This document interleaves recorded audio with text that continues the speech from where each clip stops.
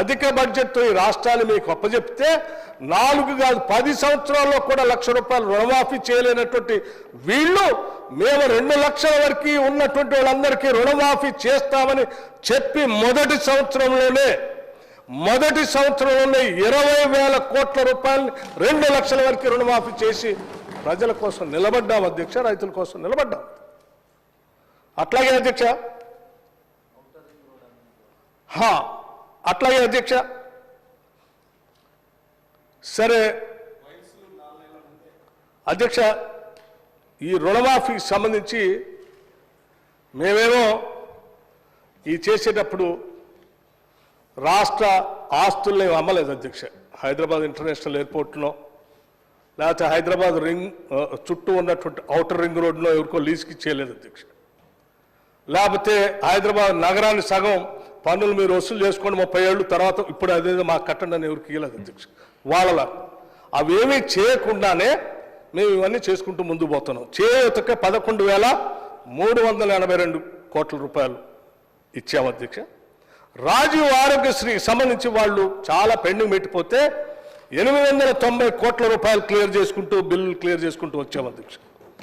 LPG subsidy under Mahalakshmi రాష్ట్రంలో ఉన్నటువంటి మహిళలందరికీ కూడా మహాలక్ష్మిలాగా గౌరవించాలని కాంగ్రెస్ పార్టీ ఆనాడు ఎన్నికలకు ముందు ఇచ్చినటువంటి హామీని నిలబెట్టుకోవటం కోసం అర్హత కలిగినటువంటి ప్రతి కుటుంబానికి 500 రూపాయలకే గ్యాస్ సిలిండర్ ఇచ్చేటువంటి కార్యక్రమాన్ని సంపూర్ణంగా ఈ రాష్ట్రం అమలు చేస్తూ ఎప్పటికప్పుడు ఆ డబ్బులు కూడా ఏదో పెండింగ్ పెట్టట్లా మళ్ళీ మేము సివిల్ సప్లైస్కి 442 కోట్ల రూపాయలు కట్టాము అధ్యక్ష. అట్లాగే గృహజ్యోతి అధ్యక్ష ఈ రాష్ట్రంలో ఉన్నటువంటి పేదవాళ్ళందరికీ కూడా 200 యూనిట్ లోపల ఉండే వాడుకునేటువంటి వాళ్ళందరికీ ఉచితంగా కరెంట్ ఇస్తామని ఆనాడు కాంగ్రెస్ పార్టీగా మేము ఇచ్చినటువంటి హామీని నిలబెట్టుకోవటం కోసం మార్చి నెల నుంచే ఈ రాష్ట్రంలో ఎంతమంది అర్హులు అనేటువంటి వాళ్ళు ఉన్నారో 200 యూనిట్ లోపల కరెంటును వాడుకుంటున్నారు వాళ్ళందరికీ ఈరోజు ఉచితంగా కరెంట్ ఇస్తున్నాం అధ్యక్ష. 0 బిల్లు ఇస్తా ఉన్నాం. దానికి సంబంధించి కూడా ప్రతి నెల డబ్బులు కట్టుకుంటూ క్లియర్ చేసుకుంటూ పోతున్నాం. పెండింగ్ పెట్టలేదు అధ్యక్ష. మేము అప్పు పెట్టలే వాళ్ళకి డిస్కమ్లకి. మేము 1,234 కోట్లు ప్రభుత్వం నుంచి ప్రతి నెల కడుతూనే ఉన్నాం అధ్యక్ష. అట్లాగే పవర్ సబ్సిడీ అధ్యక్ష వ్యవసాయానికి సంబంధించి రైతులకు క్వాలిటీ పవర్ ఇవ్వాలనే మా పేటెంట్ ఏదైతే ఉందో ఉచితంగా రైతులకి కరెంట్ ఇచ్చేటువంటి వ్యవసాయానికి సంబంధించిన కరెంటుని క్వాలిటీ పవర్ ఇస్తూ వాళ్ళకి ఇబ్బంది లేకుండా చేయటం కోసం 11,141 కోట్ల రూపాయలు వాళ్ళకి సబ్సిడీ పేరు మీద కట్టాము అధ్యక్ష. దీనికి సంబంధించిన డబ్బుల్ని ప్రతి నెల మళ్ళీ బకాయిలు పెట్టట్లేదు అధ్యక్ష. ప్రతి నెల వాళ్ళకి డబ్బులు కట్టుకుంటూ వచ్చాము అధ్యక్ష. మీరు ఎంత బకాయి పెట్టారో నేను చెప్తాను అధ్యక్ష. అధ్యక్ష మీరు ఎంత బకాయి పెట్టారో కూడా అధ్యక్ష. ఇన్సూరెన్స్ టు ఫార్మర్స్ రైతుల గురించి చాలా గొప్పగా చెప్తా ఉంటారు అధ్యక్ష. మాది రైతు ప్రభుత్వాన్ని. వారు వచ్చిన దగ్గర నుంచి ఇన్సూరెన్స్ బంద్ చేశారు, పంట నష్టపరిహారం బంద్ చేశారు, అట్లాగే డ్రిప్ ఇరిగేషన్ బంద్ చేశారు, పాలీ హౌజులు బంద్ చేశారు, మెకనైజేషన్ ఆఫ్ అగ్రికల్చర్ బంద్ చేశారు అధ్యక్ష. మొత్తాన్ని అన్నింటినీ ఎత్తేసి గాలికి వదిలేస్తే మేము రాగానే రైతులకు ఇన్సూరెన్స్ ఉండాలని చెప్పి మా ముఖ్యమంత్రి రేవంత్ రెడ్డి గారు రైతు సంబంధించిన వ్యవసాయ శాఖ వాళ్ళందరినీ పిలిచి కూర్చోబెట్టి ఇన్సూరెన్స్ కట్టాల్సిందే అని చెప్పి మా అందరికి చెప్తే మేము రూపాయి పోగేసి 1,514 కోట్ల రూపాయలు రైతుల కోసం ఇన్సూరెన్స్ ప్రీమియం మేము కట్టాము అధ్యక్ష. వదిలేశారు వాళ్ళు గాలికి. అట్లాగే అధ్యక్ష రైస్ సబ్సిడీ అధ్యక్ష ఎక్కడా ₹1 పెండింగ్ పెట్టలేదు. 1,647 కోట్ల రూపాయలు రైస్ సబ్సిడీకి సంబంధించి బిల్స్ క్లియర్ చేసుకుంటూ వచ్చాం. ప్రతి నెల సబ్సిడీకి సంబంధించి డబ్బులు ఇచ్చుకుంటూ పోతా ఉన్నాం. అట్లాగే అధ్యక్ష ఇంకా నిన్న చాలా మాట్లాడారు అధ్యక్ష స్కాలర్షిప్స్ గురించి, డైట్స్ గురించి. అధ్యక్ష డైట్ బిల్స్ గురించి నేను కూడా చెప్పాలి. 10 ఏళ్ళు అధ్యక్ష ఈ రాష్ట్రంలో ఏ పని చేసినా పెరిగిన ధరలకు అనుగుణంగా ధరలను పెంచుకుంటూ వాళ్ళకి బిల్లులు ఇచ్చేటువంటి సాంప్రదాయం ఉన్నటువంటి ప్రభుత్వంలో మరి 10 ఏళ్ళు హాస్టల్స్, రెసిడెన్షియల్ స్కూల్స్లో, లేకపోతే హాస్టల్స్లో, లేకపోతే హాస్పిటల్స్లో, లేకపోతే జైల్లో ఉన్నటువంటి వాళ్ళకు కూడా పెట్టేటువంటి భోజనానికి సంబంధించి 10 ఏళ్ళు వీళ్ళు పెరిగిన ధరలకు అనుగుణంగా రూపాయి కూడా పెంచలేదు అధ్యక్ష. పెంచకపోవటం వల్ల వాళ్ళకి సప్లై చేసేటువంటి వాళ్ళు కూరగాయలు, పాలు, గుడ్డు, బియ్యం, ఇతరత్ర సామాగ్రి అధ్యక్ష ఆ సప్లై చేసే ధరలకు అనుగుణంగా ఇచ్చే బిల్లులు లేకపోవటం వల్ల చివరికి ముక్కిపోయినాయో, మురిగిపోయినాయో, తాలో తడక ఏరు తీసుకొచ్చి ఇస్తా ఉంటే అయ్యే వండి పెడతా ఉంటే చాలా చోట్ల అనారోగ్యానికి గురై పిల్లలు బాధపడతా ఉంటే కూడా వీళ్ళకి కనికరం కలగలేదు అధ్యక్ష, పెంచలేదు. మేము వచ్చిన తర్వాత ముఖ్యమంత్రి గారు యావత్ మంత్రి మండలి అంతా కలిసి కూర్చొని ఆలోచన చేశారు. ఈ బిడ్డల భవిష్యత్తే ఈ రాష్ట్ర భవిష్యత్తు, వీళ్ళ భవిష్యత్తు బాగుండాలని చెప్పి ఆరోగ్యకరంగా న్యూట్రిషన్గా ఎదగాలంటే వాళ్ళ డైట్ ఛార్జెస్ పెంచాలని ఒకటేసారి 40% డైట్ ఛార్జెస్ పెంచింది ఈ ప్రభుత్వం అధ్యక్ష. కాస్మెటిక్ ఛార్జెస్ 200% పెంచింది అధ్యక్ష. ఇది మాకు ఈ రాష్ట్ర బిడ్డలపైన ఉన్నటువంటి మమకారం, బాధ్యత. ఆ బాధ్యతను మేము నెరవేర్చుకుంటూ పోతా ఉంటే వీళ్ళు తగుదనమ్మా అని రెసిడెన్షియల్ స్కూల్స్ పోయి ఆడ ఆ స్కూల్ బిల్డింగ్స్ కట్టలేదు, వాళ్ళ పెట్టే భోజనానికి సంబంధించిన డబ్బులు పెంచలేదు. మళ్ళీ ఇప్పుడంట తగుదనమ్మ ఆడిపోయి వాళ్ళ కోసం ఏదో పోరాటం చేస్తున్నాం, వాళ్ళ కోసం ఉద్యమిస్తున్నాం, వాళ్ళ కోసం బతుకుతున్నాం అని చెప్తా ఉన్నారు. ఎట్లా అధ్యక్ష ఇది? అధ్యక్ష, మేము కేవలం డైట్ బిల్స్ పెంచడమే కాదు, ఈ రెసిడెన్షియల్ స్కూల్స్ సంబంధించినటువంటి ఇన్ఫ్రాస్ట్రక్చర్ కూడా, హాస్టల్ బిల్డింగ్స్ అన్నీ కూడా ఒకటే తరగతిలో, అక్కడే భోజనం, అక్కడే పాఠాలు, అక్కడే పడుకోవటం.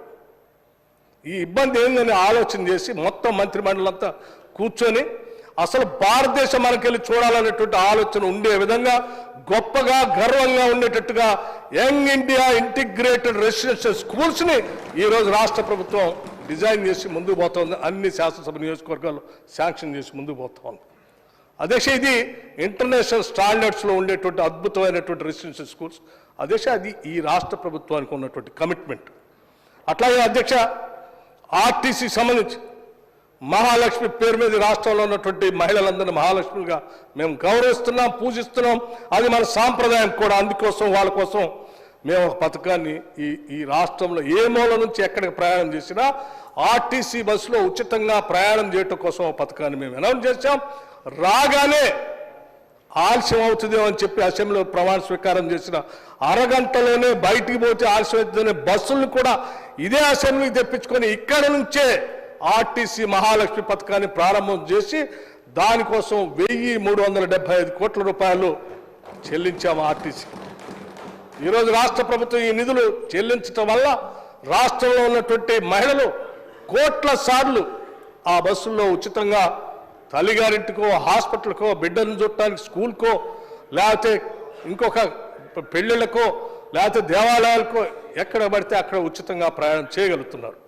అలా ప్రయాణం చేయగలుగుతున్నటువంటి మహిళలకు సంబంధించినటువంటి టిక్కెట్ల ధరని ఈరోజు రాష్ట్ర ప్రభుత్వం ఈ రాష్ట్రానికి ఉన్నటువంటి ప్రభుత్వ రంగ సంస్థకి ప్రతి నెల డబ్బులు కట్టడం వల్ల 1375 కోట్లు ఇప్పటికల్లా కడితే తద్వారా అది ఆపరేషనల్ ప్రాఫిట్స్లోకి వచ్చి ఆర్టీసీ ఏమైపోతుందనే ఆందోళన నుంచి ఈరోజు ఆర్టీసీ అద్భుతంగా ఈ రాష్ట్రంలో ఎదుగుతూ ఉంది అధ్యక్ష. ఇది రాష్ట్ర ప్రభుత్వం ఆ పక్కన మహిళలకు మేలు చేస్తూ ఇంకో పక్కన మన ప్రభుత్వ రంగ సంస్థను కూడా బతికించుకుంటూ ముందుకు వెళ్తా ఉన్నాం అధ్యక్ష.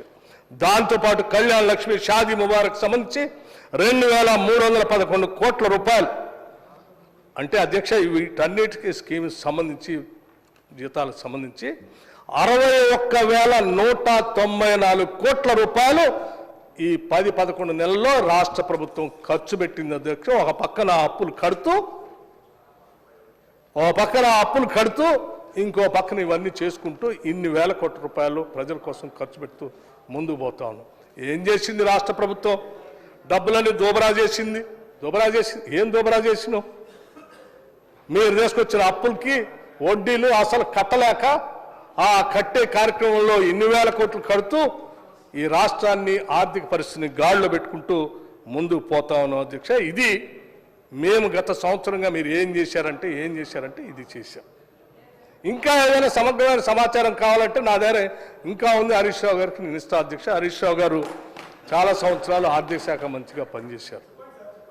అంతకుముందు హెల్త్ మినిస్టర్గా కూడా పనిచేశారు, ఆరోగ్య శాఖ కూడా. అంతకుముందు మా ప్రభుత్వంలో కూడా యూత్ సర్వీసెస్ చేశారు అధ్యక్ష 2004.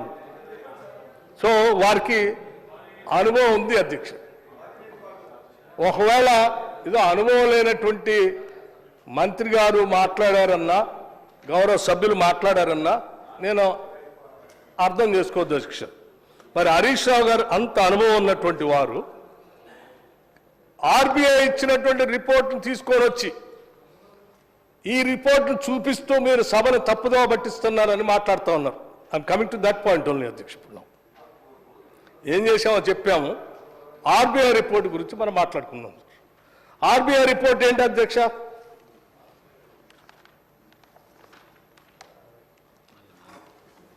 అధ్యక్ష ఆర్బీఐ రిపోర్ట్ ఈ పుస్తకంలోదే ఒక కాగితం తీసుకొని వచ్చి వారు చూపిస్తూ ఉన్నారు. అధ్యక్ష in hand book of statistics in Indian states 2023-24 అధ్యక్ష ఇందులో గ్యారంటీస్ సంబంధించినటువంటి కాలం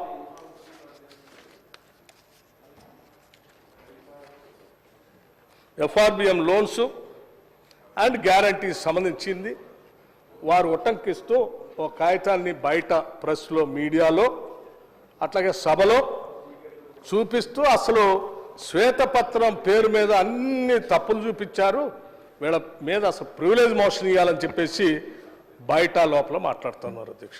ప్రివిలేజ్ మోషన్ ఎవరి మీద ఇవ్వాలో వాస్తవాలని సభ ముందు పెడితే పూర్తిగా అంతా అర్థమైన తర్వాత సభ నిర్ణయం చేయవలసిందిగా నేను విజ్ఞప్తి చేస్తాను అధ్యక్ష. ముందుగా దీనికి సంబంధించి అధ్యక్ష page number 478 composition of out standing liabilities 2024 అధ్యక్ష దానికి సంబంధించి దాంట్లో అవుట్ స్టాండింగ్ లయబిలిటీస్ 3,89,673 కోట్లు దీంట్లో ఉన్నది. దీనికి సంబంధించి వారికి ఇబ్బంది లేదనుకుంటున్నాను. ఇక వారు ఇబ్బందిగా చూపించేది ఇప్పుడు మనందరికి చూపించేది ఎందుకంటే అదే సంవత్సరం కాబట్టి నేను చూపిస్తున్నాను. అది ఇది ఎందుకు చూపించారు అధ్యక్ష? ఈ ఆర్బీఐ కూడా సోర్స్ కూడా నేను చెప్తున్నాను. ఈ 3,88,673 సంబంధించి సోర్స్ ఏం చూపిస్తున్నారు అధ్యక్ష? Budget documents of the state governments. Budget documents of the state government అంటే మనం ఏ బుక్ అయితే బడ్జెట్ రూపేణా ఏ బుక్నైతే ఏ చట్టసభలో ప్రవేశపెడతామో ఆ బడ్జెట్ పుస్తకంలో ఉన్న దాన్ని అంకెల్ని ఇందులో పొందుపరిచి సోర్స్గా ప్రింట్ చేసి ఇచ్చారు అధ్యక్ష. దీంట్లో వాళ్ళు ఏం సపరేట్గా ఆడిట్ చేసో లేకపోతే కరెక్ట్గా ఉందో తప్పు ఉందో అని చూసి ఇవ్వలేదు అధ్యక్ష. మనం ఉదాహరణకి నేను పెట్టినటువంటి బడ్జెట్ బుక్ ఇందులో ఏం పెడితే దాన్ని ప్రింట్ చేసి బయటకి ఇస్తూ ఉన్నారు వాళ్ళు. అందుకోసం వాళ్ళు చాలా పకడ్బందీగా కింద సోర్స్ అని కూడా రాశారు. సోర్స్ నేను మరొకసారి చదివి వినిపిస్తాను అధ్యక్ష. సోర్స్ అంటే budget documents of the state governments అంటే ఆ రోజు హరీష్ రావు గారు ప్రవేశపెట్టినటువంటి బడ్జెట్ డాక్యుమెంట్ ఆధారంగా చేసుకొని ఆర్బీఐ వాళ్ళు ప్రింట్ చేసినటువంటి డాక్యుమెంట్ అధ్యక్ష. ఇది ఆర్బీఐ సపరేట్గా ప్రింట్ చేస్తే దాన్ని వచ్చి హరీష్ రావు గారు చెప్పట్లేడా? హరీష్ రావు గారు ప్రింట్ చేసిన దాన్ని ఆర్బీఐ వాళ్ళు ప్రింట్ చేసి బయటకు ఇచ్చిన దాన్ని వారు తీసుకొచ్చి మళ్ళీ అదే చెప్తా ఉన్నారు అధ్యక్ష. గ్యారంటీస్ సంబంధించి దీంట్లో ఇప్పుడు వారు మరీ ముఖ్యంగా చెప్పేది గ్యారంటీస్ గురించే అధ్యక్ష. గ్యారంటీస్లో వారు ఏం చెప్తా ఉన్నారు? పేజ్ నెంబర్ 480 దాంట్లో ఏం చెప్తా ఉన్నారంటే అధ్యక్ష తెలంగాణ స్టేట్ రెండు ఉన్నాయి అధ్యక్ష. వీళ్ళు 2023-24 సంబంధించి దీంట్లో ప్రింట్ చేసి ఇచ్చారు. ఈ ప్రింట్ చేసి దీనికి కూడా సోర్స్ హరీష్ రావు గారు పెట్టినటువంటి బడ్జెట్ బుక్కే అధ్యక్ష. దానికి సంబంధించి నేను కింద చదువుతున్నాను. కింద పేజ్లో లాస్ట్లో సోర్స్ అని ప్రింట్ చేస్తారు అధ్యక్ష. దాంట్లో budget estimates source state finances A study of budgets reserve bank of India various issues అంటే మీరు పెట్టినటువంటి మీరు అట్లాగే మీతో పాటు దేశంలో అన్ని రాష్ట్రాల్లో ఆయా ఆర్థిక శాఖ మంత్రులు పెట్టినటువంటి బుక్కుల్లో ప్రింట్ చేసిన లెక్కల్ని ఆధారంగా ప్రింట్ చేసి ఇచ్చేటువంటి బుక్ అధ్యక్ష. ఇది దాంట్లో ఏం చూపిస్తున్నారు అధ్యక్ష? 2022 వరకు తెలంగాణ సంబంధించి అధ్యక్ష, ఇదేంటది? State wise out standing guarantees of state governments. ఇప్పుడు హరీష్ రావు గారి ఆవేదన అంతా ఇదే, ఆందోళన కూడా ఇదే. రాష్ట్రం అన్యాయపోతుంది, తప్పు చూపిస్తున్నారు అనే దాని మీదనే ఆందోళన చెందుతున్నారు. వారి ఆందోళన దీంట్లోనే ఉంది అధ్యక్ష. దీంట్లో ఏంటి? 2022 అట్లాగే అధ్యక్ష ఏముంది? 2022లో యాక్చువల్స్ అంటే ఏంటంటే అధ్యక్ష, మనం ప్రజెంట్ చేసిన తర్వాత ఆర్బీఐ తీసుకున్న తర్వాత వాటన్నిటిని ఆ లెక్కల్ని ఈ లెక్కల్ని సిఏజీ వాళ్ళు, కాంప్ట్రోలర్ అండ్ ఆడిటర్ జనరల్ వాళ్ళు ఆడిట్ చేసి యాక్చువల్స్ ఇస్తారు అధ్యక్ష. వీరు ప్రవేశపెట్టిన దానికంటే ముందు సంవత్సరం యాక్చువల్స్ అధ్యక్ష, ఇదే గ్యారంటీస్ సంబంధించి ఈ బుక్లో 1,35,282 కోట్ల రూపాయలు ఉంది అధ్యక్ష.